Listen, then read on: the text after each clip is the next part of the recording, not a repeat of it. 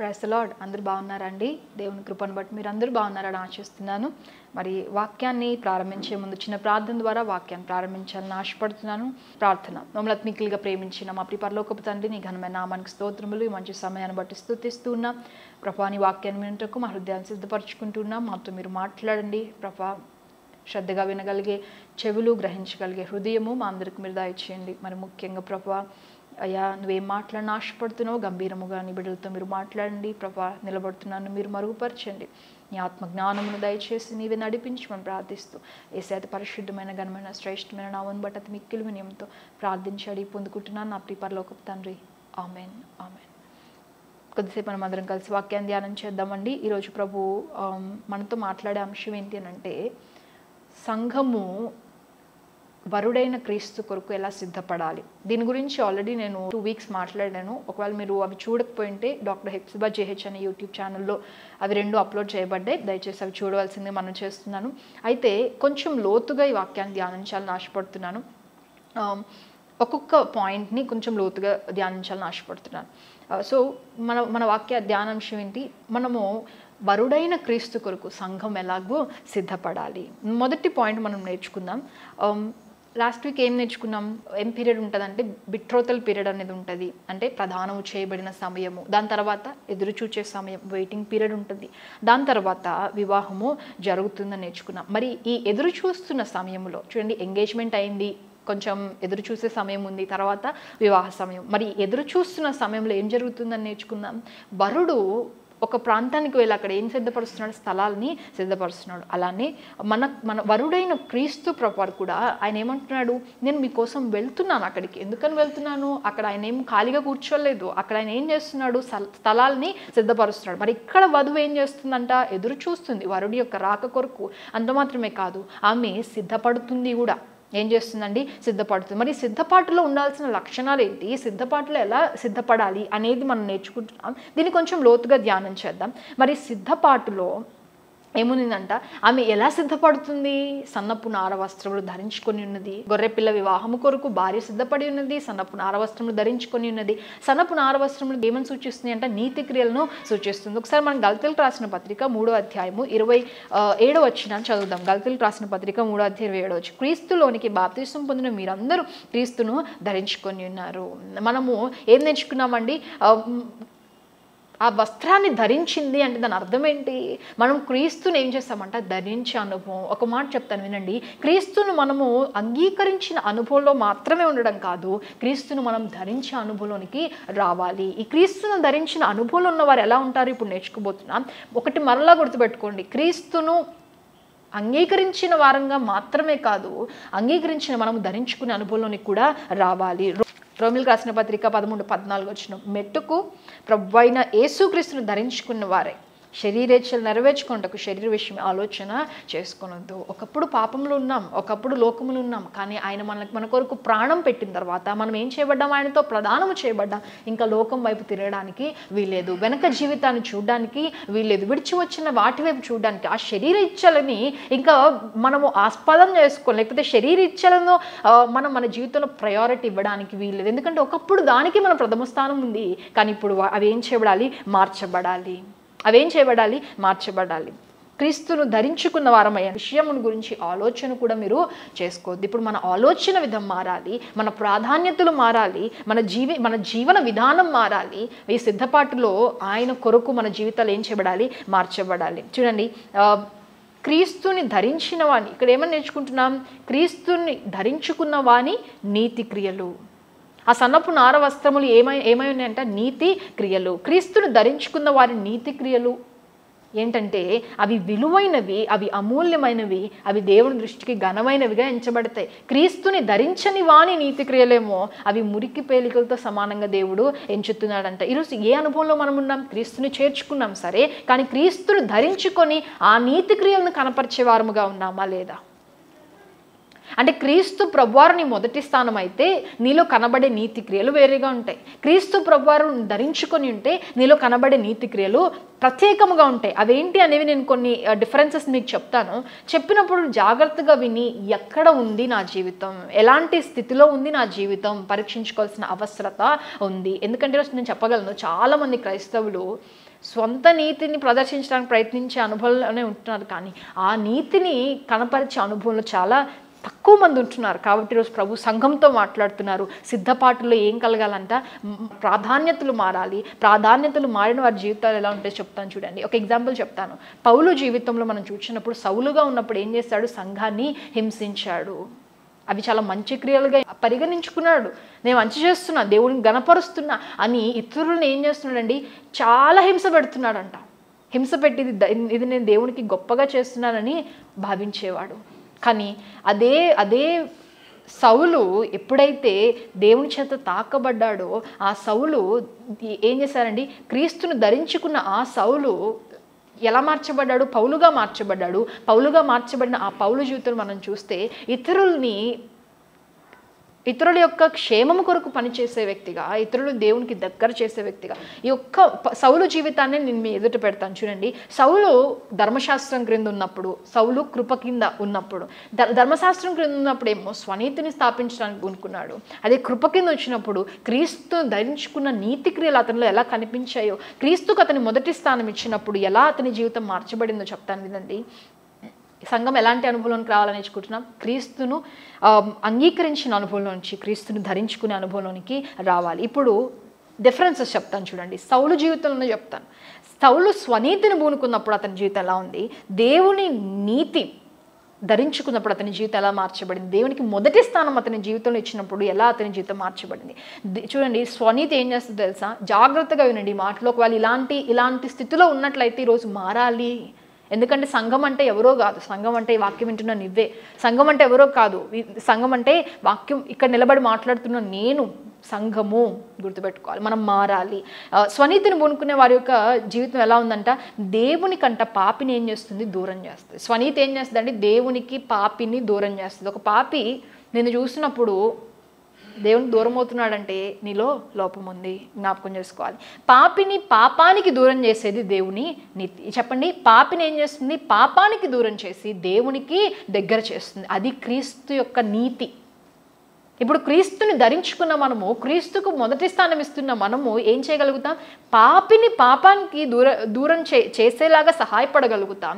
అలానే ఆ పాపిని దేవునికి దగ్గర చేసేలాగా సహాయపడగలుగుతాం. స్వనీతి ఏం చేస్తుంది తెలుసా? నేనే గొప్పవారు, ప్రక్కవారిని తక్కువ చేసి మాట్లాడుతుంది. అంటే ఎంత గర్వంలోనికి వెళ్ళిపోతామంటే కొంతమంది ఎలా ఉంటారు తెలుసా?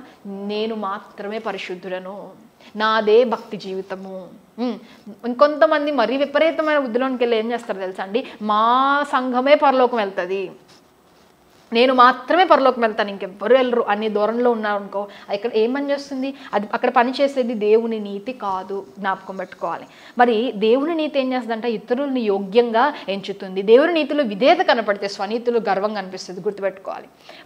స్వనీతులు ఇంకేం కనిపిస్తుంది అంటే పాపిని చూసి ఏం చేస్తుందంట? అసహ్యపడుతుంది. కానీ దేవుని నీతి కింద నువ్వు ఉంటే, దేవుని ధరించుకున్న అనుభవంలో నువ్వు ఉంటే పాపిని చూసి అసహ్యపడదు, కానీ పాపాన్ని చూసి అసహ్యపడుతుంది. పాపిని చూస్తే భారం కలుగుతుందంట. అయ్యో నశించిపోతున్నారే, అయ్యో నరక పాత్రలు అయిపోతున్నారే, అయ్యో దేవునికి దూరం అయిపోతున్నారే. ఎందుకనంటే దేవుని సంతోషము ఒక పాపి రక్షణలో ఉందంటే ఆ పాపిని చూసి నువ్వు అసహ్య ఎలా పడతాను చెప్పండి? ఏమొస్తుంది? భారము. నా తండ్రి ఆశపడుతున్నాడు ఈ వ్యక్తి మారాలి అని. నా పరలోకపు తండ్రి ఆశిస్తున్నాడు, నా పరలోకపు తండ్రి సంతోషిస్తున్నాడు ఈ వ్యక్తి మారాలి అనే భారము నీ లోపల కలుగుతుంది. ఇది కలగకుండా ఒకవేళ పాపిని చూసి అసహ్యపడుతున్నావు అంటే నీలో స్వనీతి పనిచేస్తుందని గుర్తుపెట్టుకోవాలి. ఇంకా స్వనీతి కింద ఏముంటుందంటే ఇతరులతో పాపిని గురించి అంటే ఇతరులతో ఆ పాపి యొక్క పాపం గురించి మాట్లాడుతుంది స్వనీతి.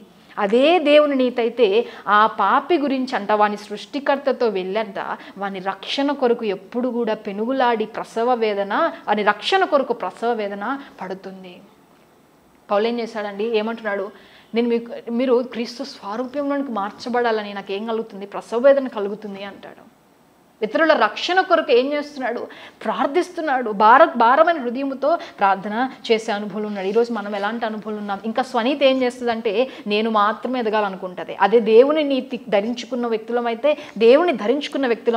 ఇతరుల క్షేమం కొరకు ఏం చేస్తుంది? తగ్గించుకుంటుంది. ఎంతగా తగ్గించుకుంటుంది అంటే ప్రాణము పెట్టునంత. క్రీస్తు ప్రభువారు ఏం చేస్తారండి? మనము హెచ్చించబడాలని ఆయన ప్రాణము పెట్టునంతగా ఆ నేల మట్టుకు ఆయన ఏం చేస్తారంటే తగ్గించుకున్నాడు. స్వనీతి నేను అనే గర్వంలో ఉంటే క్రీస్తుని ధరించుకున్న వారంట ఆయన సిలువ యందు అతిశయిస్తారు. ఇంకా అంత మాత్రమే కాదు, ఇంకా అతిశయించాల్సి వస్తే నా దగ్గర ఏమీ లేదయ్యా, నేను బలహీనుడని అతిశయిస్తారంట. అంటే లోకం అతిశయించేది దేనిలో అంటే వారి బలాలలో, వారికి ఏముందో దాని యందు అతిశయిస్తే మనం దేని యందు అతిశయించాలి? మనకేముందండి? క్రీస్తు ప్రభువారు ఉన్నారు. ఆయన యందు అతిశయించేది ఏంటిది? క్రీస్తు యొక్క నీతి. హల్లెలూయా. ఈరోజు ఎలాంటి అనుభవాలు ఉన్నాయి? ఇన్ని చెప్పాను కదా, ఎలాంటి అనుభవాలు? ఒకవేళ స్వనీతిని స్థాపించే అనుభవం ఉంటే ఈరోజు మారాలని ప్రభువు మాట్లాడుతున్నారు. చూడండి, క్రీస్తును ధరించుకున్న వారి ప్రాధాన్యతలు ఏం చేయబడుతున్నాయి? మార్చబడుతున్నాయి. క్రీస్తును ధరించుకున్న వారి ప్రాధాన్యతలు ఏం చేయబడుతున్నాయి?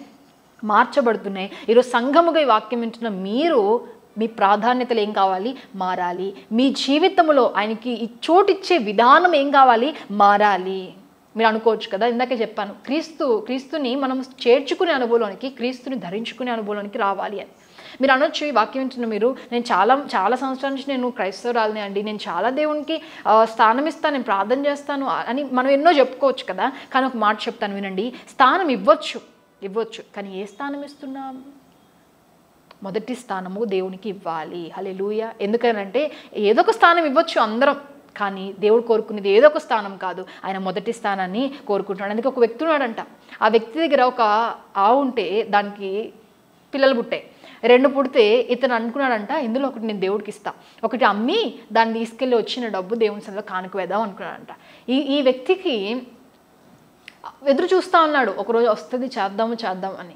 సరే ఒకరోజు వచ్చిందంట, ఇద్దాము అనుకునేసరికంట ఒక అది కన్న రెండింటిలో ఒకటి ఏమైందంటే చచ్చిపోయింది. ఒకటేమైంది? చచ్చిపోతే వాళ్ళ వైఫ్ దగ్గరికి వచ్చి అంటున్నాడంట, దేవునికి ఇద్దాం అనుకున్న దూడ చచ్చిపోయింది అని చెప్పాడంట. ఏమైందంటండి? దేవునికి ఇద్దాం అనుకున్నది ఏమైంది? ఇప్పుడు నష్టం ఎవరి ఖాతాలోకి వేస్తాడు? దేవుని ఖాతాలోకి వేస్తాడు. ఇప్పుడు మంచిగా వాడుకోవడానికి ఉన్నదాన్నేమో ఈయన తీసుకొని అనుభవించడానికి పెట్టుకున్నాడు. అంటే ఈ వ్యక్తి ఇతరులకు ఏం చెప్తాడు? నేను దేవునికి స్థానం ఇచ్చానండి, నా జీవితంలో దేవునికి స్థానం ఉంది. కానీ ఏ స్థానం ఇచ్చాడు? ఏదో ఒక స్థానం ఇచ్చాడు, కానీ అంటే పాడైపోయిన దాన్నేమో దేవుని ఖాతాలోనికి అంటాం. అంటే అది దేవునికి స్థానం ఇవ్వడం అంటారా అండి? మీరు అనగలుగుతారా? ఇంత మంచి స్థానం ఇచ్చాడండి, దేవునికి అనగలుగుతామా? కాదు కదా. అందుకే గుర్తుపెట్టుకోవాలి, స్థానం ఇవ్వడం వేరు, మొదటి స్థానం ఇవ్వడము వేరు. అందుకే హేబేలు కయ్యను కూడా ఇద్దరు కూడా దేవుని వద్దకు ఏం తీసుకొచ్చారు? అర్పణ తీసుకొచ్చారు. కానీ మొదటి కయ్యను స్థానం ఇచ్చాడు, గుర్తుపెట్టుకోవాలి, కయ్యను స్థానము ఇచ్చాడు, కానీ మొదటి స్థానం ఇవ్వలేదు. శ్రేష్టమైన స్థానము దేవునికి ఇవ్వలేదు, ప్రత్యేకమైన స్థానం అతని హృదయంలో దేవునికి లేదు. చూపిస్తున్నాడు, దేవుని నమ్ముకున్నానండి, నేను కూడా దేవుణ్ణి నమ్ముకున్నా, యేసుక్రీస్తు ప్రభువారే నా దేవుడు. కానీ ఒక మాట చెప్తాను, చార్ల్స్ స్పర్జన్ గారు ఒక అద్భుతమైన కొటేషన్ చెప్తారు, నాకు బాగా నచ్చుతుంది. ఏమంటారు తెలుసా? If Christ is not all to you, he is nothing to you. చూడండి ఇంకేమంటారంటే, if he be something he must be everything, and if he be not everything he is nothing to you. ఏమన్నాడండి? తెలుగులో చదువుతాను చూడండి. మీకు క్రీస్తు సర్వం కాకపోతే ఆయన మీకు ఏమీ కాదు. ఆయన ఏదైనా అయ్యుంటే మీ జీవితంలో ఆయన ఏమై ఉండాలి? సర్వస్వం అయి ఉండాలి. ఆయన సర్వస్వం కాకపోతే ఆయన మీకు ఏమీ కాదు. అంటే ఈరోజు దేవుణ్ణి నమ్ముకున్నాను అని చెప్పుకోవడంలో కాదు, కానీ ఎక్కడ ప్రత్యేకత దాగి ఉంది, ఎక్కడ దేవుడు మెచ్చుకునే జీవితం దాగి ఉంది అంటే చేర్చుకోవడం కాదు, ధరించుకోవాలి. హల్లెలూయా.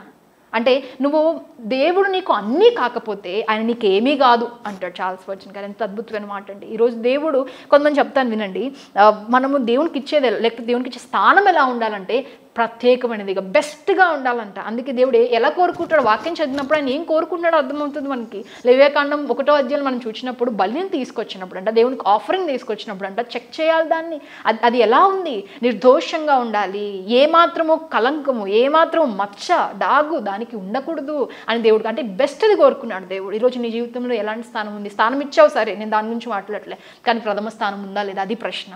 దేవునికి ప్రత్యేకమైన స్థానం నీ జీవితంలో ఉందా లేదా అనేది ప్రశ్న. అందుకే కీర్తనల గ్రంథం 26వ అధ్యాయం 6వ వచనం చూస్తే 2nd లైన్ చదువుతాను చూడండి. యెహోవా నీ బలిపీఠం చుట్టూ ప్రదక్షిణము చేయుదును. హల్లెలూయా. ఏమంటున్నాడండి? నేను నీ చుట్టూ ప్రదక్షిణం చేస్తాను ప్రభువా.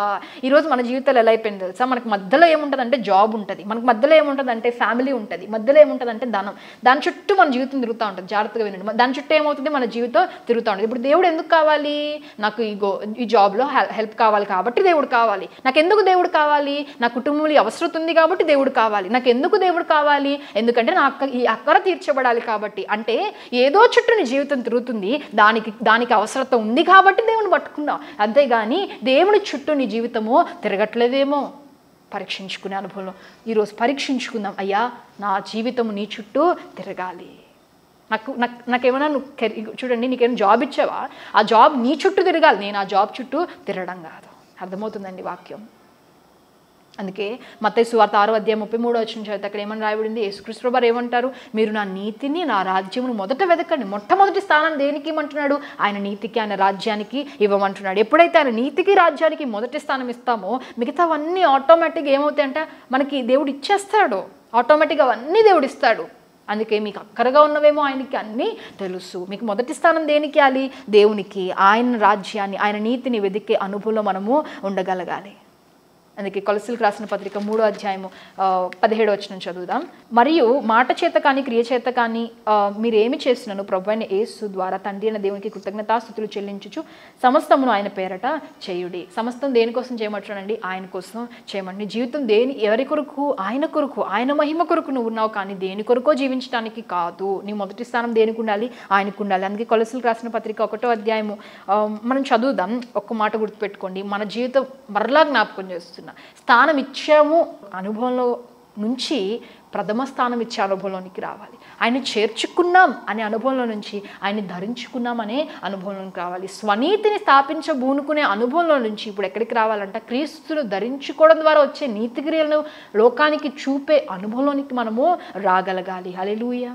నువ్వు క్రీస్తుని చేర్చుకోవడానికి, క్రీస్తుని ధరించుకోవడానికి ప్రత్యేకత ఏంటో తెలుసా అండి? క్రీస్తుని ధరించుకున్న వారు ప్రత్యేకంగా ఉంటారు. అందరిలో ఒకటిగా ఉండవు. నువ్వు క్రీస్తుని ధరించుకున్న అనుభవంలో నువ్వు ఉంటే అందరిలో ఒకటిగా ఉండవు. ప్రత్యేకముగా నువ్వు ఉంటావు. ఇది దేవునికి ప్రత్యేకంగానే కనబడతావు. ఈ లోకంలో కూడా అందరిలో నువ్వు ప్రత్యేకముగా ఉండగలుగుతావు. ఎప్పుడు? దేవుణ్ణి ధరించుకున్న అనుభవంలో మనము ఉన్నప్పుడు. అందుకే నీ హృదయంలో దేనికి మొదటి స్థానం ఉంది చెప్పండి? ఒక మాట చెప్తాను. క్రీస్తుని మన జీవితం నుంచి తీసేస్తే, క్రీస్తుని కనుక మనం ప్రక్కన పెడితే మన జీవితానికి అర్థం లేదండి. ఎంతమంది ఇది గ్రహించగలుగుతున్నారు, ఎంతమంది ఈ మాట అర్థం చేసుకోగలుగుతున్నారు నాకు తెలియదు. కానీ క్రీస్తుని కనుక ప్రక్కన పెడితే మన జీవితానికి విలువ లేదు. ఆయనే మన జీవితానికి విలువ ఉన్నాడు. హల్లెలూయా. అందుకే ఇప్పుడు 1 కొరింథీయులకు రాసిన పత్రిక 10:31 చదువుదాం. చూడండి. కాబట్టి మీరు భోజనం చేసిన, పాలన చేసిన, మీరు ఏమి చేసినా ఏం చేయాలంటే దేవుని మహిమ కొరకు చేయండి అంటున్నాడు కదా. ఇప్పుడు మన ప్రాధాన్యతలు మారాలి అని నేర్చుకుంటున్నాం. ఏమని నేర్చుకుంటున్నాం? మనం ఏం చేసినా కూడా ఆయన మహిమ కొరకు, ఆయన మొదటి స్థానంలో పెట్టుకొని ఏది చేసినా ఆయన ఏం కోరుతున్నాడో దాని కొరకు, ఆ ఉద్దేశాలు మన హృదయంలో పెట్టుకొని మనం వాటి కొరకు బ్రతకాలని నేర్చుకుంటున్నాం. మరి ఇప్పుడు కొలస్సీలకు రాసిన పత్రిక 1:17 మనం చదివితే అక్కడ ఏమని రాయబడి చూడండి. కొలస్సీలకు రాసిన పత్రిక 1:17 ఆయన అన్నిటికంటే ముందుగా ఉన్నవాడు, ఆయనే సమస్తమునకు ఆధారభూతుడు, సంఘము అని శరీరమునకు ఆయన శిరస్సు, ఆయన అన్నిట్లో ప్రాముఖ్యము కలుగు నిమిత్తము ఆయన ఆదియు అయ్యుండి మృతుల నుండి లేచిట్లో ఆది సంభూతుడు ఆయన. 15 చదివితే ఆయన అదృశ్య దేవుని స్వరూపి అయి సర్వసృష్టికి ఆది సంభూతుడై ఉన్నాడు. చెప్పండి, సమస్తానికి ఆయన ఏమైనాడు? మొదటివాడై ఉన్నాడు. ఆయన ఆది సంభూతుడై ఉన్నాడు. ఆయనే మొదటివాడని నేర్చుకుంటున్నాం కదా. తర్వాత ప్రకటన గ్రంథం 21:6, 22:13 చదివితే ఆయన ఏమంటాడు? నేను ఆల్ఫా ఒమేగా ఉన్నాను, మొదటివాడు కడపటివాడు ఆయనే అయి ఉన్నాడు. హల్లెలూయా. అందుకే అంటే వాక్యంలో మనం ఎక్కడ చూసినా 1 కొరింథీయులకు రాసిన పత్రిక 15 మనం 20 చదివితే అక్కడ ఏమని తెలుసా అండి? ఇప్పుడైతే నిద్రించిన వారిలో ప్రథమ ఫలముగా క్రీస్తు మృతుల్లో నుండి లేపబడి ఉన్నాడు. క్రీస్తు ప్రథమ ఫలముగా, మనం ఎక్కడ వచనాలు తీసుకున్నా ప్రథమ స్థానం దేనికి ఇవ్వబడింది? క్రీస్తుకు ఇవ్వబడింది. అది సృష్టి అన్ని ఆయన నుంచి ఆరంభించబడ్డాయి. ఆయన ఆది అయి ఉన్నాడు, ఆయన అంతమై ఉన్నాడు. మరి అన్నిట్లో ఆయన ప్రథమ స్థానం అయితే ప్రశ్న, నీ జీవితంలో ఆయన ప్రథమ స్థానం ఉన్నాడా? నీ జీవితంలో ఆయనకి మొదటి స్థానం ఉందా? స్థానం ఇచ్చావు సరే, నేను దాని గురించి మాట్లాడలేదు. దేవుడు ఏం కోరుకుంటున్నాడు? మొదటి స్థానాన్ని ఆయన కోరుకుంటున్నాడు. హల్లెలూయా.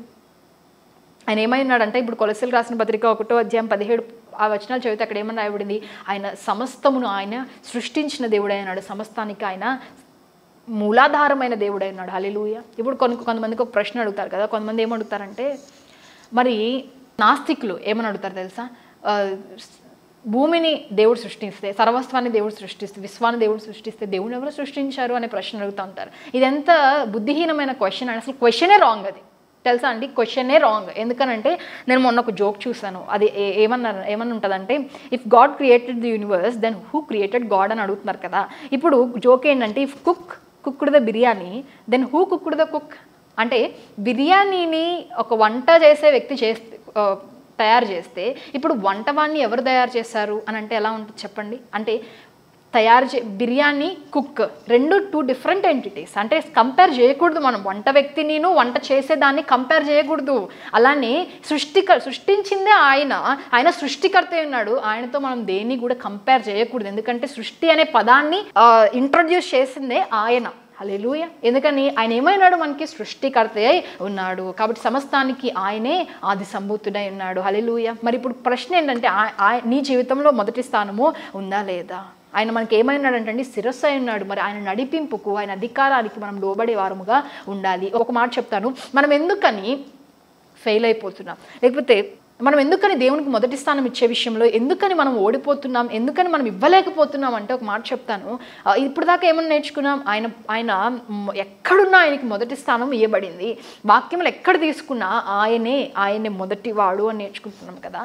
మరి ఈరోజు ఎందుకు మన జీవితాల్లో మొదటి స్థానం ఇవ్వడంలో మనం ఓడిపోతున్నామంటే, ఆయన ఎవరు, ఆయన ఏమై ఉన్నాడు అని ఆయన యొక్క లక్షణాలని లేకపోతే ఆయన గొప్పతనాన్ని అర్థం చేసుకోవడంలో ఫెయిల్ అవుతున్నాం. అలానే అవి మనము గుర్తుపెట్టుకోవడంలో మనం ఏం చేస్తున్నామండి, ఫెయిల్ అయిపోతున్నాం. రెండవది, ఆయన మన కోసం ఏం చేస్తాడు, ఆయన ఏమై ఉన్నాడు, ఆయన ఎంత ప్రేమను మనలో కనపరిచారు, వాటిని మనము మర్చిపోతున్నాం. ఈ మాట గుర్తుపెట్టుకోండి, మర్చిపోతున్నాం కనుకనే ఆయనకి మనం మొదటి స్థానాన్ని ఇవ్వలేకపోతున్నాం. అందుకే ఈరోజు మన జీవితాల్లో కృతజ్ఞత ఎంత ప్రాముఖ్యమైనదంటే, కృతజ్ఞత కలిగి నువ్వు జీవిస్తే ఆయనకు నువ్వు మొదటి స్థానాన్ని ఖచ్చితంగా ఇవ్వగలుగుతావు. అలా నువ్వు ఈ రోజు నీ జీవితంలో మొదటి స్థానం ఎందుకు లేదంటే, ఆయన గురించిన ధ్యానము నీలో లేదు, ఆయన వాక్యాన్ని గురించి అందుకే ధ్యానించే అనుభవంలో మనం ఉండాలండి. ఆయన ఏ కార్యమును మన జీవితాల్లో చేశాడో, ఇంతవరకు ఎంత అద్భుతంగా దేవుడు మనం నడిపించుకుంటూ వచ్చాడో, వాటి మీద మనస్సు పెట్టుకొని మనం వాటిని గురించి కృతజ్ఞతలు చెల్లించినప్పుడు మనం ఆయనకి మొదటి స్థానాన్ని ఇవ్వగలుగుతాం. ఈరోజు మనము ఎందుకు ఫెయిల్ అవుతున్నాం, సంఘముగా దేవునికి మొదటి స్థానం ఇవ్వడానికి ఎందుకు మనం ఫెయిల్ అవుతున్నాం, మన వ్యక్తిగత జీవితాలు దేవునికి ప్రథమ స్థానాన్ని ఇవ్వడంలో ఎందుకు మనం ఫెయిల్ అవుతున్నాం తెలుసా? మనందరికీ రాబోయే వాటి గురించి చింత ఎక్కువ, మనందరికీ లేని వాటి గురించి చింత ఎక్కువ, కానీ చేసిన కార్యముల గురించి కృతజ్ఞత తక్కువ. చేసిన కార్యముల గురించి చెల్లించవలసిన ఆ కృతజ్ఞత మనలో తక్కువ ఉంది కనుకనే మన జీవితాలను ప్రథమ స్థానముగా ఉండలేకపోతున్నాడు. ఎందుకనంటే ఇశ్రాయేలు ప్రజలు అంటే దేవుడు ఎక్కడి నుంచి నడిపించాడండి, దాస్యపు గృహంలోంచి తీసుకొస్తే అన్ని అద్భుతమైన కార్యాలు చేస్తే వారు ఏం చేస్తారంటే చూడండి, మనము కీర్తన గ్రంథం 78వ అధ్యాయము 11వ వచనం చదువుదాం. 78వ అధ్యాయం 11వ వచనం. ఆయన క్రియలు, ఆయన వారికి చూపిన తన ఆశ్చర్య క్రియలను వారు మరచిపోయారు. అలానే మనం 106:21 కూడా చూస్తాం, వారు మరచిపోయారు. ఒకటే గుర్తుపెట్టుకోండి, ఈరోజు ప్రభు చేసిన కార్యాలను మర్చిపోయే అనుభవంలో నువ్వు ఉంటే దేవుడు నీ జీవితంలో మొదటి స్థానం ఏదో ఉంది, దేవునికి నీ జీవితంలో స్థానం ఉంది, కానీ శ్రేష్టమైన స్థానం నీ జీవితం ఎందుకు లేదంటే నీ జీవితంలో కృతజ్ఞత లేదు. ఆయన చేసిన కార్యాలను జ్ఞాపకం చేసుకునే అనుభవంలో నువ్వు లేవు. దావీదు భక్తుడు కూడా కీర్తన గ్రంథము 103:2 ఏమంటాడండి, నా ప్రాణమయ యెహోవాను సన్నుతించు, ఆయన చేసిన ఉపకారం దేన్ని కూడా మర్చిపోవద్దు. హల్లెలూయా. ఏమంటాడండి, ఆయన చేసిన ఉపకారం దేన్ని కూడా మర్చిపోవద్దు. ఇశ్రాయేలు ప్రజలు ఎందుకు తమ జీవితంలో మొదటి స్థానం ఇవ్వడానికి వారు విఫలమైపోయారంటే వారి జీవితంలో కృతజ్ఞత లేదు. దావీదు ఎందుకు తన జీవితంలో మొదటి స్థానం, ఎంత మొదటి స్థానం ఇచ్చాడు తెలుసా, దేవుని హృదయంలో ఏముందో తెలుసుకునే అంత గొప్ప. అందుకే దేవుడు ఏమంటాడు తెలుసా, నా హృదయానుసారుడు. హల్లెలూయా. ఈరోజు దేవునికి మొదటి స్థానం ఇచ్చే విషయంలో ఎందుకు మనం విఫలం అవుతున్నాం అంటే మనలో ఏం లేదండి, కృతజ్ఞత లేదు. ఒక మాట చెప్పనా, మీ బిడ్డల జీవితాల్లో దేవుడు చేసిన కార్యాలు మీరు ఏం చేయాలి, చెప్పాలి. వాళ్ళకి తెలుస్తుందా అండి, చిన్నప్పుడు ఏం జరిగిందో వాళ్ళకి ఇప్పుడు తెలుస్తుందా? నా జీవితంలో ఒక ఎక్స్పీరియన్స్ నేను చెప్పగలను. మా తల్లిదండ్రులు 10 సంవత్సరాలు వేరే ప్రాంతంలో ఉన్నప్పుడు వారు ఎన్నో కష్టాలు వారు పడ్డారు సేవ జీవితంలో. 10 years తర్వాత మళ్ళీ దేవుడు మమ్మల్ని ఇక్కడికి విజయవాడకి తీసుకొచ్చారు. విజయవాడ వచ్చినప్పుడు నేను చాలా చిన్నపిల్లలు, నాకు అసలు తెలీదు. అంటే అప్పుడు అవన్నీ గుర్తుండవు కదా చిన్నప్పటివి. కానీ మా డాడీ మమ్మీ ఎప్పుడు కూడా మా ఇద్దరిని కూర్చోబెట్టి చెప్పేవాళ్ళు ఏంటి తెలుసా, మనం ఇలాంటి స్థితిలోంచి దేవుడు మనల్ని తీసుకొచ్చాడు, ఇలాంటి పరిస్థితులు కూడా దేవుడు మనల్ని ఆయన చేసిన కార్యములన్నింటినీ జ్ఞాపకం చేస్తున్నప్పుడు మేము కన్నీటితో ప్రభుని స్తుతిస్తాం. నేను ఒక మాట అడుగుతాను, అవన్నీ నాకు గుర్తుండకపోవచ్చు, కానీ నా తల్లిదండ్రులు వాటిని ఎప్పుడు కూడా జ్ఞాపకం చేస్తున్నప్పుడు ఇప్పుడు ఏం చేయగలుగుతానండి, అవి నా కళ్ళకు కట్టినట్టు నా కళ్ళ ముందు కనపడితే అవి అవును ప్రభు ఇలాంటి స్థితి నుంచి మీరు మమ్మల్ని బయట తీసుకొచ్చారు. ఈరోజు ఎందుకు మనము విఫలం అయిపోతున్నామంటే మనలో ఏం లేదండి, కృతజ్ఞత లేదు. మనలో ఏం లేదు, కృతజ్ఞత కృతజ్ఞతలు మర్చిపోతున్నావేమో, మర్చిపోవద్దు. నీ బిడలకు కూడా నువ్వేం చేయాలి, మర్చిపోకున్న వాటిని జ్ఞాపకం చేసేవారముగా ఉండాలి. హల్లెలూయా. ఈరోజు మన సంతోషము ఎవరిలో ఉండాలంటండి, ఆయనలో.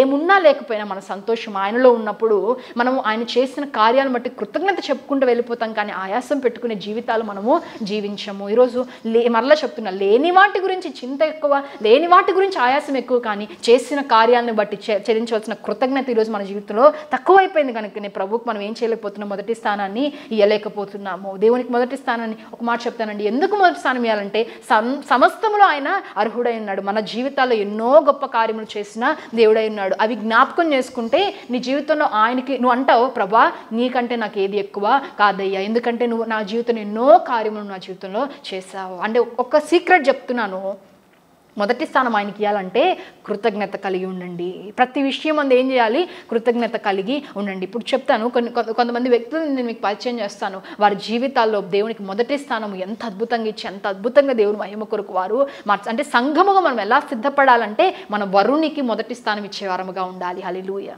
ఆ వరుడైన క్రీస్తుకి మన జీవితంలో ఏ స్థానం ఉండాలండి, మొదటి స్థానము, మొదటి ప్రాధాన్యతను మనం ఇచ్చేవారముగా ఉండాలి. మొదటి ప్రాధాన్యతను ఇవ్వాలంటే సీక్రెట్ ఎందులో ఉందని నేర్చుకుంటున్నాం, కృతజ్ఞతలు. ఆయన చేసిన సిలువ త్యాగమును నువ్వు ధ్యానించాలి. పరిశుద్ధాత్మని సహాయము ద్వారా నువ్వు ఎప్పుడైతే సిలువను తాకుతావో నీ జీవితంలో ఏం చేయబడతావు, మొదటి స్థానం ఆ వరునికి నువ్వు ఇవ్వగలుగుతావు. చూడండి, మరి పౌలు జీవితంలో మనం చూసినప్పుడు కూడా అపోస్తుల కార్యములు 14వ అధ్యాయం 19-20 వచనం మనం చదువుదాం. అక్కడ మనం చదివినప్పుడు అంట పౌలు భక్తుడు దేవుని సువార్తను ప్రకటిస్తున్నారని వాడిని ఈడ్చుకొని వెళ్ళి, రాళ్లతో కొట్టి ఈడ్చుకొని వెళ్ళి బయట పడేస్తే చచ్చిపోయాడు అనుకున్నారంట అందరూ. కానీ అలాంటి పరిస్థితుల్లో కూడా లేచి మళ్ళీ ఏం చేశారంటే వెళ్ళి దేవుని యొక్క పని కొరకు ముందు ఉపవాస ప్రార్థనలు, దేవునితో సహవాసము, ఆయన సువార్త పని కొరకు ముందుకు సాగిపోయారంట. అంటే చూడండి, తన శరీరము కంటే ఎక్కువగా, లేకపోతే తన కంఫర్ట్స్ కంటే, సుఖాల కంటే ఎక్కువగా దేవునికి స్థానాన్ని పౌలు జీవితంలో మనం చూస్తున్నాం కదా. అంటాడు కదా, నా దేహముతో నేను పోరాడుతున్నాను, ఎంత అంటే రక్తము కారునంతగా నా దేహముతో నేను పోరాటం చేస్తున్నాను. ఎందుకంటే ఈరోజు ఒక మాట అడుగుతున్నాను, క్రీస్తుతో సహవాసాన్ని ప్రయారిటైజ్ చేస్తున్నామండి. పౌలు ఏం చేశాడండి, he prioritize Christ over his comforts, over his health. ఆయన ఆరోగ్యము కంటే కూడా, ఆయన సుఖము కంటే కూడా దేవుని యొక్క పనిని ఎక్కువగా ఎంచుకున్నాడు. పేరు ప్రఖ్యాతుల కంటే, పౌలుకి చాలా పేరు ప్రఖ్యాతులు ఉన్నాయి, కానీ వాటికంటే ఎక్కువగా కూడా దేవుని ప్రాధాన్యత. చూడండి, ఈరోజు ఎక్కడ పేరు పోతుందో, ఎక్కడ నేను లేకపోతే చూడండి, దేవుని పేరు నేను బయట ఒప్పుకుంటే నాకెక్కడ తక్కువ చేసేస్తారో, లేకపోతే నన్ను ఎక్కడ తక్కువ మాట్లాడేస్తారని ఎంత భయంతో బ్రతుకుతున్నారు ఎంతమంది లేరండి ఈరోజు. అలాంటివన్నీ ప్రక్కన పెట్టి దేవుని సన్నిధిని, లేకపోతే దేవుణ్ణి మొదటి స్థానంలో పెట్టుకొని ఆ నామము కొరకు చనిపోవడానికి కూడా తెగించాడు. ఎవరంటే పౌలు. చూడండి, తన కెరియర్ కంటే మనం చూస్తే పౌలు భక్తుడు ఏం చేస్తాడు, డేరాలు పౌలు తన కంఫర్ట్స్ కంటే, లేకపోతే సుఖాల కంటే దేవుని ఎక్కువగా ప్రాధాన్యత ఇచ్చాడు. పేరు ప్రఖ్యాతుల కంటే ఎక్కువ ప్రాధాన్యత ఇచ్చాడు. మూడోది, తన కెరియర్ కంటే ఎక్కువ ప్రాధాన్యత ఇచ్చాడండి. ఎందుకనంటే తనకు ఆల్రెడీ ఒక పని చేస్తున్నాడు. ఏంటది, డేరాలు కుట్టే వృత్తులు గలవాడు అయినప్పటికీ కూడా ఎక్కడ కూడా అది దేవుని పని చేసే విషయంలో ఎక్కడ ఆయనకు అడ్డుగా మనకి కనపడలేదు కదా. ఈరోజు కొంతమంది చెప్తారు, నా కెరియర్, నాకు ఇన్ని పనులు ఉన్నాయి కాబట్టి నేను దేవునికి సమయాన్ని వెచ్చించలేకపోతున్నాను సాకులు చెప్పుకుంటాం. కానీ వీరి జీవితాల్లో వారు మొదటి స్థానం ఎవరికి ఉన్నదంట అండి, ఆయనకి మాత్రం. సంఘం గుర్తుపెట్టుకోవాలి, మొదటి స్థానం ఎవరికి, ఆయనకు మాత్రమే. అబ్రహాము దేవుని మాటను మొదటి స్థానంలో పెట్టాడు, అతని సందేహాల కంటే కూడా. చూడండి, లేచి రా అని చెప్పి ఎటు తెలియదు, ఎక్కడికి రమ్మంటున్నాడు తెలియదు, రమ్మనగానే ఎన్ని సందేహాలు ఉన్న వాటన్నిటికంటే మొదటి స్థానం దేవుని మాటకు అబ్రహాం ఇచ్చినట్లుగా చూస్తాం. అలాగే యాకోబు జీవితంలో దేవునితో సహవాసము కొరకు కుటుంబం అంతటిని, అంటే బంధాలన్నిటిని విడిచిపెట్టి వచ్చే దేవుని సహవాసానికి మొదటి స్థానం ఇచ్చినట్లుగా చూస్తాం. అలాగే మోషే జీవితంలో కూడా హెబ్రీయులకు రాసిన పత్రిక 11:24-26 వచనాలు చూసినప్పుడు, ఈ లోక సంబంధమైన భోగాలను అనుభవించడం కంటే, ఈ లోక సంబంధమైన సుఖాలను అనుభవించడం కంటే క్రీస్తుతో కూడా శ్రమను అనుభవించడం మేలనుకునంట. క్రీస్తుతోటి సహవాసాన్ని, ఒక మాటలో చెప్పాలంటే ఆ పిలుపుకు మొదటి స్థానాన్ని ఇచ్చుకున్నాడు. దేవుడు ఏ పిలుపుని హెచ్చరికైతే పిలుస్తున్నాడో ఆ పిలుపుకు మోషే ఏం చేశారంటే మొదటి స్థానాన్ని ఇచ్చాడు. ఈరోజు నీ జీవితంలో దేవునికి మొదటి స్థానం ఉందా? మొదటి స్థానం ఇవ్వాలి అంటే అక్కడ ఒక వెల చెల్లించాలి. భక్తులందరినీ మనం చూస్తున్నాం కదా, వారు వెల వెలను చెల్లించినట్లుగా మనం చూస్తున్నాం. అలానే దావీదు భక్తుడి జీవితంలో కూడా మనం చూస్తే ఆ దావీదు భక్తుడు అంట ఏం చేశారండి, మందిర నిర్మాణం కొరకంట, ఈ మందిర నిర్మాణానికి ఒక స్థలము దొరికేదాకా నేను ఆ మంచం ఎక్కను, నేను ఉండే స్థలానికి నేను వెళ్ళను అని చెప్పండి ఒక తీర్మానాన్ని చేసుకున్నాడు అంటే. అంటే ఏమి ప్రయారిటైజ్ చేసుకున్నారు వీళ్ళు, దేనికి మొదటి స్థానం అంటే వారి సుఖాలకి కాదు, దేవుని సన్నిధికి, వారి సుఖాలకి కాదు, దేవుని పిలుపుకి, వారి సుఖాలకి కాదు, దేవుని యొక్క మహిమకు వారు మొదటి స్థానాన్ని ఇచ్చినట్లుగా మనం చూస్తాం. అలానే మోషే జీవితంలో, పౌలు జీవితంలో చూస్తే ఇతరుల రక్షణ నిమిత్తమే అంటారు కదా, అయ్యా మా పేరు ఆ గ్రంథంలో నుంచి కొట్టేసే, లేకపోతే నేను శాపగ్రస్తుని అవన్నీ ఆశపడుతున్నాను అంటాడు పౌలు. ఎందుకని? ఇతరుల రక్షణ కొరకు, ఇతరులను యోగ్యంగా ఎంచారండి, ఇతరులు రక్షణ కొరకు తమ జీవితాలని పణంగా పెట్టారు.